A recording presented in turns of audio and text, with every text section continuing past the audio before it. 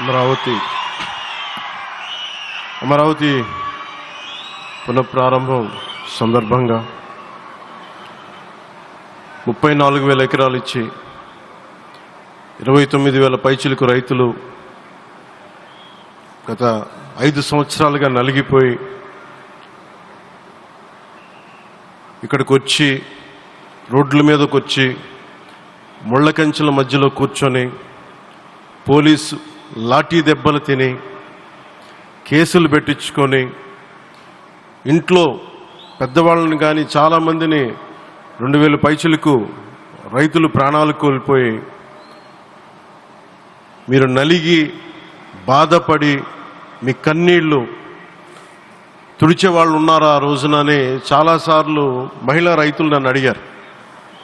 ఇది గౌరవ ప్రధానమంత్రి శ్రీ నరేంద్ర మోదీ గారికి తెలుస్తుందా అని ఒకసారికి 5 సంవత్సరాల క్రితం మీరు అడిగారు. నేను ఆ రోజు ఆయనకి తెలియకుండా ఏది ఉండదు, అమరావతి శాశ్వత రాజధానిగా ఉంటుందని ఆ రోజు మేమందరం కలిపి మాట ఇచ్చాం. ఆ ఇచ్చిన మాట ప్రకారం ఈ రోజున గౌరవ ప్రధానమంత్రి గారి చేతుల మీదుగా మళ్ళీ ఇంకొకసారి పునఃప్రారంభం జరగబోతుంది. ఇది ఆది శంకరాచార్య 1237వ జయంతి సందర్భంగా తిరిగి అమరావతి పునఃప్రారంభం కావటం చాలా ఆనందాన్ని కలగజేస్తుంది. మనందరం 5 కోట్ల మంది ప్రజలకి సంబంధించి ఇది ఒక హబ్, ఇది సెంటర్, సెంటర్ ఇది. అంటే మనందరికీ సంబంధించిన ఇల్లు ఇది. మనందరం ఎవరిని అడుగుతున్నామంటే ఒక ప్రధానమంత్రి గారు పూర్వం సన్యాసాశ్రమంలో ఉన్నప్పుడు ఆయనకి అనికేత్ అనే పేరు పెట్టారు. అనికేత్ అంటే అర్థం పరమశివుడు, ఇల్లు లేనివాడని. అలాంటి ఇల్లు లేనివాడు, కుటుంబం లేనివాడు 5 కోట్ల మంది కుటుంబాలకు, 5 కోట్ల మంది ప్రజల కోసం, ఎన్ని కోట్ల కుటుంబాల కోసం మనందరికీ రాజధానిలో ఒక నగరం నిర్మించడానికి, ఇల్లు నిర్మించుకోవడానికి ఇల్లు లేకుండా 140 కోట్ల మంది ప్రజల బాధ్యత తీసుకొని కశ్మీర్ నుంచి కన్యాకుమారి వరకు, అక్కడ కామాఖ్య నుంచి ద్వారకా వరకు ప్రపంచమే, మన దేశమే తన కుటుంబంగా చేసుకుంటూ ఈ భారతదేశమే తన ఇల్లుగా చేసుకొని తిరిగి పునఃప్రారంభానికి విచ్చేసిన గౌరవ ప్రధానమంత్రి శ్రీ నరేంద్ర మోదీ గారికి మనస్ఫూర్తిగా మన అందరి తరపున, ఆంధ్రప్రదేశ్ ప్రజలందరి తరపున, అమరావతి రైతాంగం తరపున, ఆడపడుచుల తరపున వారికి చేతులెత్తి హృదయపూర్వక నమస్కారాలు తెలియజేస్తున్నాను. దివిసీమ తుఫాన్ వచ్చి అందరి ఆశలను తుడిచిపెట్టేసినట్టు గత ప్రభుత్వం రాష్ట్రం మరియు అమరావతి భవిష్యత్తుని తుడిచిపెట్టేసింది. అమరావతి అంటే పరదాలు, సెక్షన్ 30, సెక్షన్ 144 మాత్రమే గుర్తుకొచ్చేలా పనిచేశారు. నువ్వు ధర్మం కోసం నిలబడితే ధర్మం నువ్వు నిలబడేలా చేస్తుంది అనే విధంగా ఆ రోజున అమరావతి రైతులు, రాష్ట్ర ప్రజలు ఈ ధర్మ యుద్ధంలో విజయం సాధించారు. రైతులు ఇచ్చిన 11,000 ఎకరాల భూమిని త్యాగం చేసి వారి సంకల్పం, 33,000 ఎకరాల భూమిని త్యాగం చేసి వారి సంకల్పం ఫలితంగా ఈ రోజున ఆంధ్రప్రదేశ్ రాజధాని ఆవిర్భవించింది. అమరావతి రాజధాని పనులు పునఃప్రారంభమవుతున్న ఈ శుభ సందర్భంలో ముందుగా రాజధాని నిర్మాణం కోసం స్వచ్ఛందంగా ముందుకొచ్చి తమ భూముల్ని, పొలాల్ని ప్రభుత్వానికి ఇచ్చిన అమరావతి ప్రాంత రైతులకు, మీ త్యాగానికి గత 5 ఏళ్లుగా మీరు చేసిన పోరాటానికి శిరస్సు వంచి మీకు ధన్యవాదాలు తెలియజేస్తున్నాను. గత 5 ఏళ్లుగా రాజధాని నిర్మాణం నిలిచిపోయి రాజధాని తరలిపోతుందనే సమయంలో రోడ్ల మీదకు వచ్చి 5 కోట్ల ప్రజల తరపున రైతులు, మహిళలు, విద్యార్థులు చేసిన పోరాటం, మీరు పడిన అవమానాలు, మీపై పడిన గాయాలు ప్రతి ఒక్కటి మా మనసులో ఉంది. ఆ రోజున దివ్యాంగులు కూడా లాఠీ దెబ్బలు నా గుండెలు ఇంకా సజీవంగా ఉన్నాయి. ఆ బాధ మేము మర్చిపోలేదు, ఎవరిని మర్చిపోనివ్వలేదు. అందుకని దానికి సజీవ సాక్షి ఈ రోజున తిరిగి పునఃప్రారంభానికి గౌరవ ప్రధానమంత్రి గారు రాక, ఆ రోజున మహిళలు, విద్యార్థులు చేసిన పోరాటం, మీరు పడిన అవమానాలు, మీపై పడ్డ గాయాలు ప్రతి ఒక్కటి మనసులో ఉంది. మీ త్యాగాన్ని మేము మర్చిపోం. మీరు చేసిన త్యాగానికి జవాబుదారీగా ఉంటాం. బాధ్యతగా అమరావతి నిర్మాణం జరిగేలా సాయశక్తుల ఈ కూటమి ప్రభుత్వం కృషి చేస్తుంది. అమరావతి రైతుల త్యాగాలను హృదయపూర్వకంగా స్మరించుకుంటూ వారి ప్రతినిధులుగా ఇక్కడకు విచ్చేసిన రైతులకి నా ప్రత్యేక నమస్కారం. ఈ పోరాటంలో వారికి ప్రతినిధులుగా సన్మానం అందుకుంటున్న మహిళా రైతులు పాత్ర, ప్రత్యేకించి అమరావతి మహిళా రైతుల పాత్ర చాలా అభినందనీయం. మీరు ఎంత నలిగారు, మీరు ఎంత రోడ్ల మీదకి వచ్చారు. మగవాళ్ళు ఆపేస్తే ఆడపడుచులు బయటకు వచ్చి తిరిగి పౌరుషం చూపించారు, ఆంధ్ర పౌరుషాన్ని చూపించారు.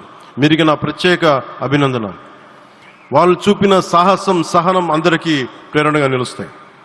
వేదిక మీద ఉన్న నా మంత్రివర్గ సహచరులకి, గౌరవ ప్రధానమంత్రి శ్రీ నరేంద్ర మోదీ గారికి, విజనరీ అయిన గౌరవ ముఖ్యమంత్రి శ్రీ నారా చంద్రబాబు నాయుడు గారికి, సోదరులు లోకేష్ గారికి, గవర్నర్ గారికి ప్రత్యేకించి నా హృదయపూర్వక నమస్కారాలు, ధన్యవాదాలు తెలియజేస్తున్నాను.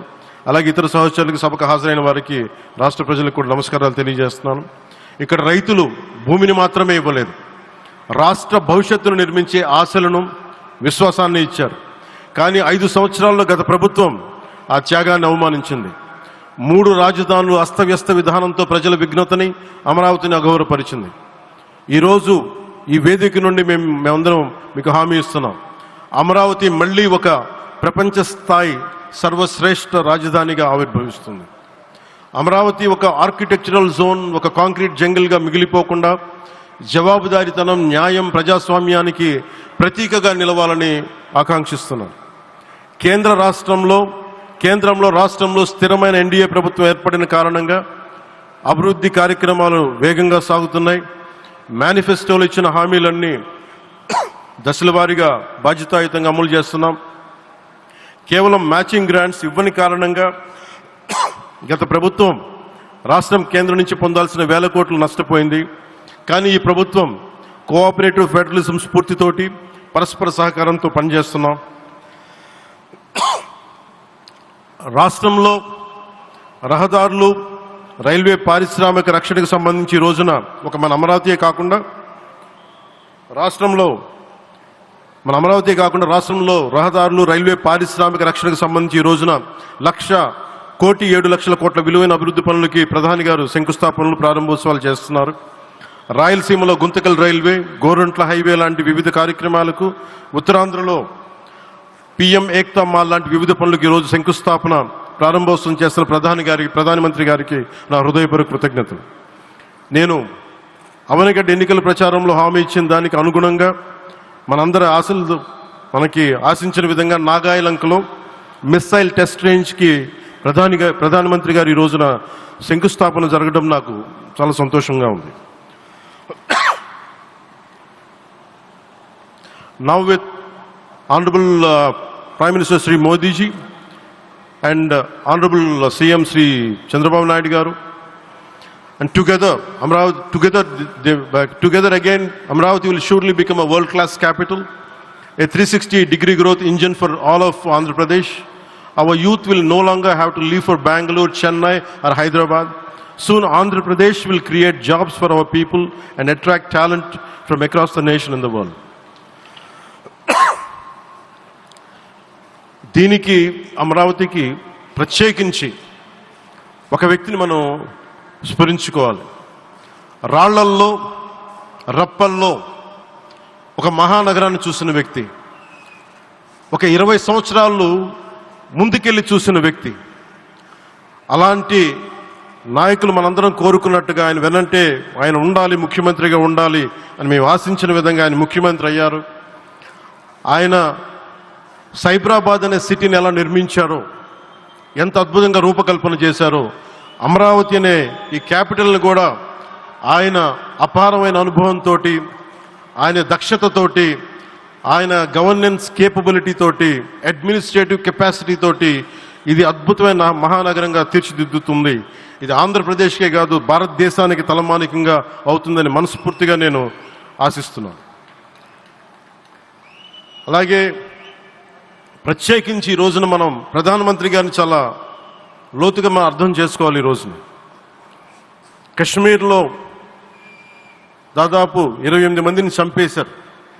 అలాంటి క్లిష్ట సమయంలో, రాష్ట్రం, దేశం మొత్తం యుద్ధం వైపు వెళ్తున్న సమయంలో, అలాంటి కీలక సమయంలో ప్రధానమంత్రి గారు ఇక్కడికి వచ్చి లోపలంతా బరువు, గుండెల్లో బరువు పెట్టుకొని వేదన ఉండి కూడా అమరావతి రైతులు చేసిన త్యాగాలను మర్చిపోకూడదని చెప్పి ఇంత ఇబ్బందుల్లో కూడా ఆయనకు వచ్చినందుకు మనస్ఫూర్తిగా ఒక్కసారి మనందరం ప్రధానమంత్రి గారికి గౌరవ సూచకంగా మనందరం కృతజ్ఞతలు తెలియజేయాలి. The Pahalgam terrorist attack has been one of the darkest days for the entire country. Even the blood was spilled in Kashmir. The blood spilled in Kashmir, it created tremors in the entire nation. And we had seen it personally, witnessed personally, the pain of the victims. For the Honorable PM Modi ji, he is leading the country through these tough times, and he assured all the citizens with stern action against the perpetrators of terrorism. I know this is very sensitive time, and Modi ji is carrying the nation's burden. Amidst this tremendous difficult moment, Modi ji still gave time and came today to Amravati.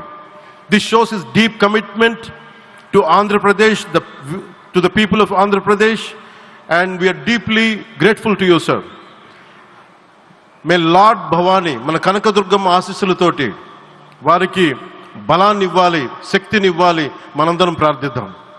May Lord Bhavani Mata give immense strength to our Honorable Prime Minister Modi ji to lead our nation and bless Bharat, Andhra Pradesh and Amravati. Jai Bhavani, Jai Bharat and Jai Hind.